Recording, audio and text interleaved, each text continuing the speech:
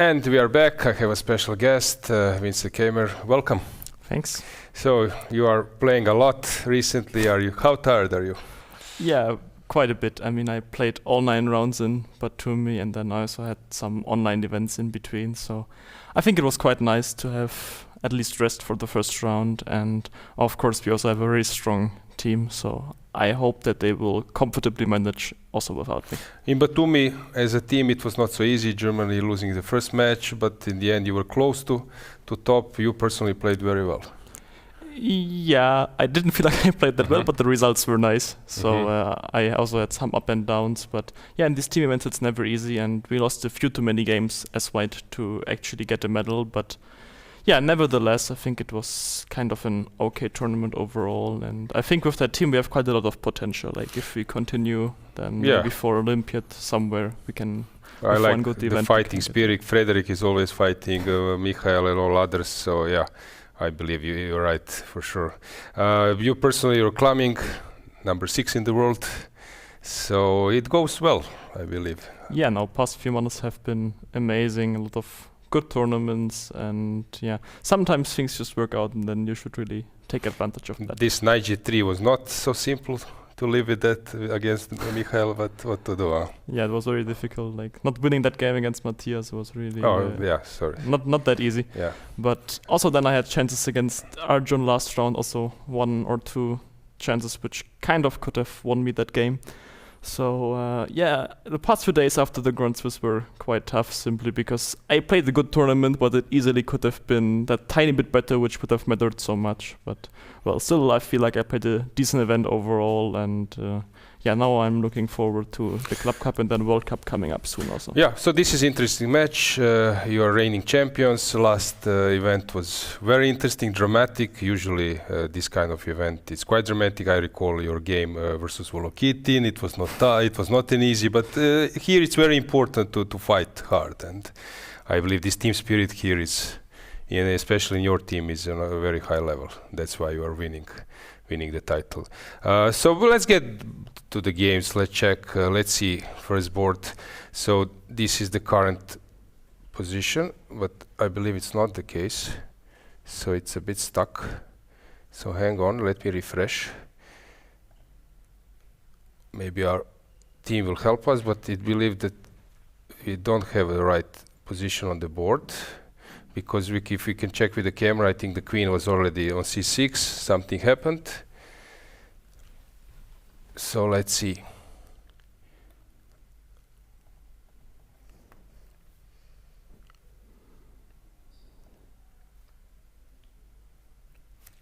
Yeah, now we'll have the right position. So, with its style.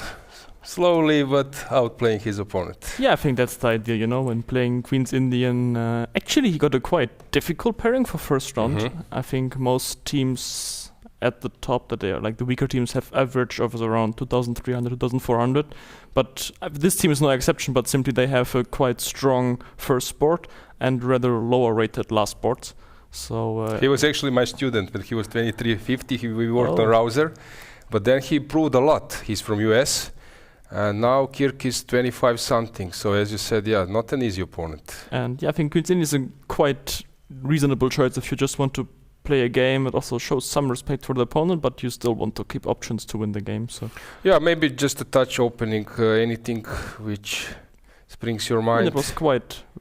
I think here you should normally play c5 as black if you want to be solid. And also don't think it's that drawing, so I'm not exactly sure why you went g6. It seemed like this could be quite risky.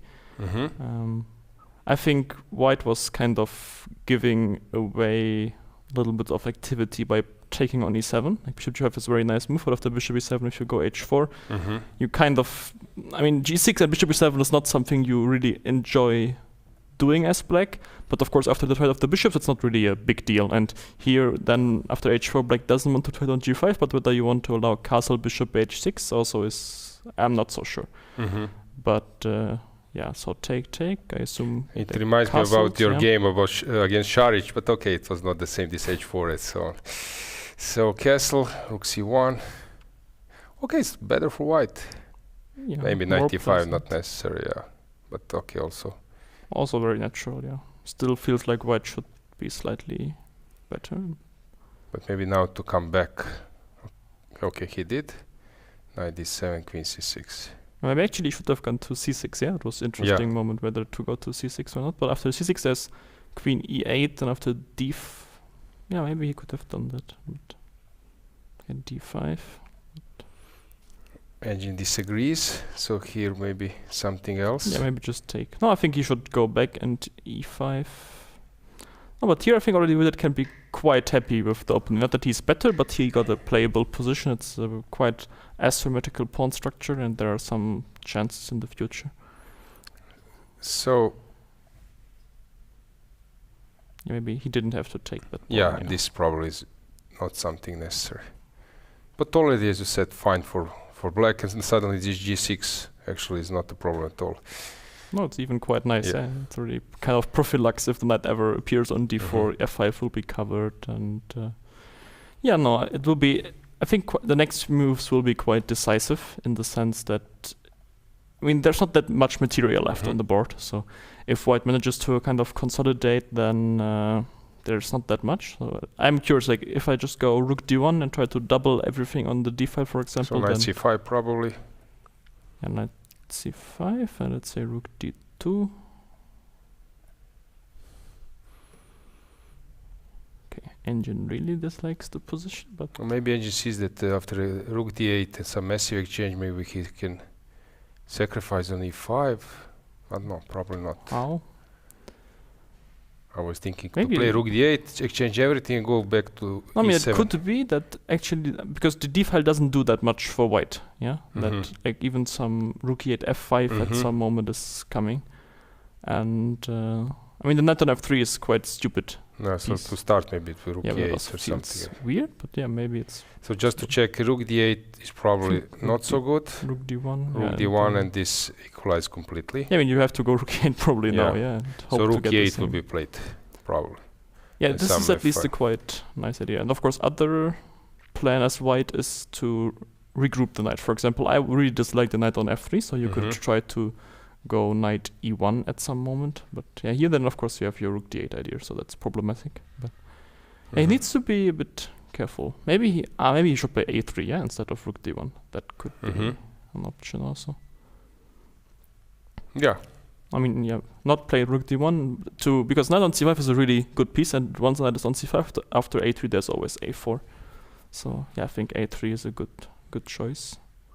And yeah, knight c5, b4, take, knight d3, rook d1, knight b4, queen b5 might be working out. It's like, should be okay for white. Super fast and precise. Yeah, I think he should go for a3, because actually that's something, it's kind of easy to miss, that the d file is completely open, but it actually doesn't give any entry squares as long as the knight on c5 is there, and we're not in time to trade the knight. I mean, we could play knight d2, knight b3, but then it's just knight on b3 is also a very bad piece. So this is the difference between, let's say, 26 plus players. You would play this, some would play this a3, and suddenly slightly better position wouldn't be much against lower rated players. You still can win with the black pieces. Yeah, no, I think that it can be happy, and they should have decent chances to win. But that's why I said the next moves will be decisive. Like once blacks gets that set up, it will be really unpleasant. If he's precise for a few moves, then actually I think there are very decent chances to make it work. Let's see how Harry is doing. This is the current position. Some Sicilian, yeah? Yes, we can check from the beginning. So it was bishop b5, Rossolimo, d6. Okay, quite known.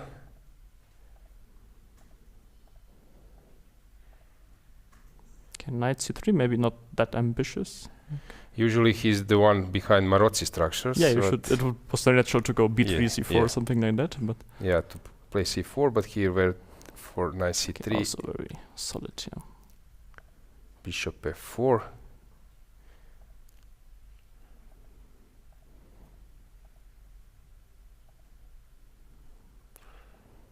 But black should be also fine now, or? No, I think white didn't choose the most ambitious play. Probably he was also just trying to get maybe out of few moves before, maybe bishop f4 already, maybe here around something. No, I just guess if you want to be ambitious, you should put pawn on c4. I think that is. But anyway, this is a very solid line for black. So again, I think Hare Krishna is also fine with just playing a long game, and usually you just hope, and it also kind of experience shows that at some moment players at that level, even though they're pretty good, they will make some mistake, and then you just have to be ready to take advantage of that. Here's some, I don't know, queen h5, queen h3, bishop g5, rook d1, that kind of stuff. But without the bishop, I don't really believe in it. Like, we have Najdorf lines where such things are happening, but you really need that bishop. And black didn't waste any tempos, so I think it makes sense what he did. It's just that here you don't really have. I'm not familiar with his opponent. 2400, okay. But I think he's also very young. So also, I think when we checked, he was birthed in 2006. So they're still kind of upcoming. Let's see how David is doing. That's always interesting. What's going on? A bit solid, but also on the good side of solid. Yes, exactly. Catalan, very difficult to. So what to play for win against Catalan with black pieces? Yeah, I never know. Yeah, it's if you have something, let me know. It's a usual problem. Yeah. No, that's why many people just play Queen's Indian, so that you don't get to Catalan, because once you're there, it's tough. Okay, all line. Okay, e3 is also all line. Queen e2. This is like very all line. Okay. Yeah, pretty. Anything. Okay, B5. this b5. Yes, it's nothing. No, I would have expected him to go e5 and makes a lot of sense, but probably it could be even some kind of preg, because I saw like Engine liked it quite a bit. And also it's a bit unusual, so usually when you're playing these kind of opponents, he will also try to get his opponent out of book, because that obviously increases the chance that there's going to be a mistake. And then b3 not a common reaction, but also no, but makes sense. You have pawn on e3, so you want to develop that bishop the other way. Fine for black, fine for white. It was a bit weird to take on e5, because it feels like you're losing tempo. But I mean, not e5, not d5, but you got that black bishop to e5 with tempo, and also rook d1. It's like queen e7, black needs for sure. Rook d1, I'm not entirely sure whether we needed that much, but yeah. So bishop g4, bishop f3, take, and now there's he just went to rook d8. Okay, this is an asset, this c5, b5. Yeah, but okay, let's say I'm trying to be very simple. I take on d8 and I go rook d1, then what is the big plan? Okay, let's see. Okay, black will also need to waste some time to open his king, probably, at some point. So you take. You really think you don't want to take, right? If you take, I can even take with the knight, and I would like to get rid of that tension. So maybe just push h5, yeah. Okay, h5 to open the king. Yeah, I mean, it's solid for white. He will, if he wants to win that game, it will be a lot of work, but I think he has some chances. It's not fully equal, so that again, looks decent. So far, also very solid play by your opponent. No big mistake, but yeah, usually it's like that. You have to take these very small inaccuracies to get a small edge, and use that small edge to build pressure on the clock and on the board. This pressure will, cause a few more mistakes, and then you gather those until it's enough to win a game. So normally that's the way you win against these opponents who are playing well but should still be a bit weaker than you. Yeah, there is a reason in that why. Case, actually, quite a bit weaker. But it's a bit strange that he went against 2200. It's because he has his reasons, but 22. It's a bit different. I understand those games with 24 board number 2 or board number 1, but here it's a bit strange that David. Tough. He's used to being a top player and playing on top level, and then suddenly playing purposely bad. It's not an easy thing to do mentally. Because it's a big switch. Let's see how Nils is doing. Nils is usually quite skillful in winning against weaker opponents. Also, he has white, so this makes his task significantly easier. But the position is very nice. Like, what was it, some Benoni or something? Let's see. Okay. Quadruple. Fianchetto. okay, knight h5 is not a good move. Yeah. Okay. No, I mean, actually, it's a very decent setup for black. Yeah, if you just play d6, knight b7, but you don't want to trade that bishop. And using tempos to do so really is not the way. Okay. So they went jogging. I saw them yesterday. Do you like to jog or something like that? It was whom? Niels and Jonas. Yes. No, not as much as them, but I think it's important to do something during the tournaments, because otherwise it's really easy to get fully stuck in the hotel also, which is really not good. Like if you're at the tournament for 2 weeks or something and you don't go outside and you're fully in just preparing, eating, sleeping, playing, it's not a good idea. It's not good for physical health, also not good for mental health. And it's important to be doing something, whether it's walking, going to the gym, jogging, swimming, anything. Maybe. Yeah, I would like to do it actually. I was surprised how warm the water still is. So I think that would be a nice thing to do. Yeah. And in Batumi, how did you spend your time? Walking, and I was sleeping a lot somehow. I'm actually always sleeping a lot. That's kind of. When we are playing that much, we need a lot of rest also. So queen d7, this one. This c6 is really now the square. So what will happen? How he will move on? Oh, he has lots of nice options. I mean, this bishop on b7 is pretty bad long term. Also, black has the issue that if you push e5, then as soon as I jump to c6, you can never really take on c6, because for now it's not as clear whether knight c6, bishop takes, pawn takes, queen c7 d5 and some stage might happen afterwards. Yeah, exactly. So, but as soon as d5 is not under control or controllable in the future anymore, knight c6 is becoming a very strong threat for white. I mean, the d file doesn't do that much, so of course doubling on the c file is an option. I'm not sure we want to play b4, because after b4 we give the knight the root of a4, b6, c4. And this side? Of course, also, h4 makes a lot of sense for 2 reasons. We threaten h5, and for future, let's say, if black reacts with h5, we have ideas of going king h2, threatening bishop h3, if black would ever want to go rook c8. Maybe also queen d2, queen g5 or somewhere. Also we can play in center. Let's say we go e4, then queen e2 would be coming with tempo against b5, and e5 would also be an idea. I think he has to answer the question of whether he wants to allow black to play b4 or not, because if black gets to play b4, he will kind of secure that spot on c5. So that is a question. Maybe actually he should play b4, because on c4 it's much easier to kick away the knight, since there we still have a light squared bishop. So let's say if we go b4, knight a4, e4 or something. Okay. That looks quite nice. Queen somewhere. Oh, queen is saying then we shouldn't play b4 yet. Yeah. That's too much. Then I think your idea with queen d2 is quite maybe switching h4, sides. Yeah. And let's move on. Let's see how David Anton is doing.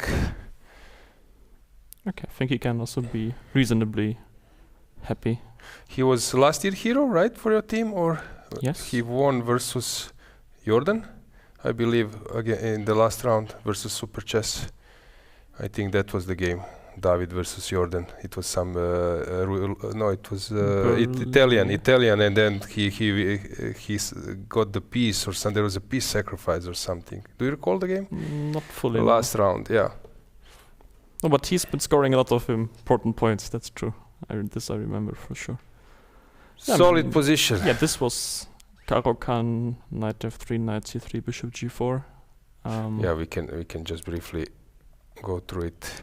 So Caro-Kann versus 2000 player, but what to do these days, right? No, I mean Caro-Kann is one of. I mean, unless you want to play some very weird stuff like first move b6 or something, then you already have to play these things. And of course, this is very reasonable. I mean, he basically accepts slightly worse position, but you get the playable game. Yeah, but this is very topical. This for white usually, but. Okay. Yeah, I mean, usually I think d3 is already. It's not very precise. Mm-hmm. Usually you want to get d4, which means you would now have rook d1 and threaten to play d4 in one move. But okay, white reacted normally. Okay, it was not ideal, but also not so bad. He wants to exchange some pieces, and it will be similar like in the David's Navara's game. Yeah, it will also take a lot of time if you want to win it. It's not going to be easy for sure. Yeah. And Jonas last board. In my time, it was normal if you were playing against a lower rated opponent, you need to play Sicilian. And that was it, nothing else. Yeah, but nowadays Sicilians are also getting quite forcing. So basically Sicilians don't want to gamble. Yeah, usually the problem as black is that, I mean, basically in any situation, if you are entering forced lines, you give a chance to that the opponent ends the game immediately. And if you're playing slower games like Queen's Indian and Caro-Kann, usually you will get a game, and then you just trust that even though it might take some time, in the end you will manage to win it. Yeah, I think Jonas, this was also Caro-Kann, I think. Let's check it. Classical line with knight f6. And if we put you some kind of quiz and give you like 15 moves position, probably you'll guess like 100% which opening was, right? No. I think it's quite easy to see. Like these pawn structures are very remarkable, so it's easy to see. But let's say whether something came from, for example, Neil's game, it could have easily been King's Indian from the structure. It's not that easy, but this also, it's I think he got the edge from the opening. Bishop g4 is not considered to be very precise. And okay, now some concrete play. No, I expect him to win rather easily. I mean, not because the position is that bad, but simply the rating difference is so significant that once he gets a nice position, I do believe he should manage to convert. Okay, fine. Vincent, thanks for joining. Any other remark? What do you expect to happen? Are you happy basically for last 2-3 years? Could you achieve a little bit things faster, or things are going your way? Well, it's always tough to say. Chess is quite tricky in terms of improvement. Like, you can be very consistent with work and still the improvement will never be consistent.